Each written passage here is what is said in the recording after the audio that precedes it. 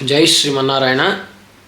భగవద్గీతలో మొదటి అధ్యాయము మొదటి శ్లోకము ఒక ప్రశ్న ద్వారా మొదలవుతుంది.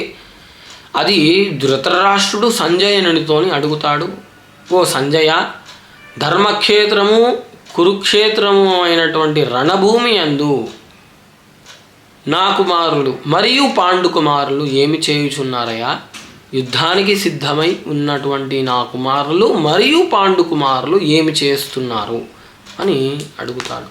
అయితే సాక్షాత్తు ధర్మస్వరూపుడైనటువంటి శ్రీకృష్ణ భగవానుడు ఆ యొక్క కురుక్షేత్రమునందు నిలిచి ఉన్న కారణం చేత అది ధర్మక్షేత్రము అయింది. అయితే ఈ యొక్క సంజయుడు వ్యాసుడి యొక్క కరుణ చేత రణభూమి యందు ఆ కురుక్షేత్రమునందు జరిగేటటువంటి పరిస్థితి అంతా కూడా అతను దివ్య దృష్టితో చూడగలుగుతాడు. అయితే చూడగలిగినటువంటి ఈ యొక్క సంజయుడిని పుట్టుకతోని గుడ్డివాడు అయినటువంటి ధృతరాష్ట్రుడు ఈ యొక్క ప్రశ్న అడగడం జరుగుతుంది.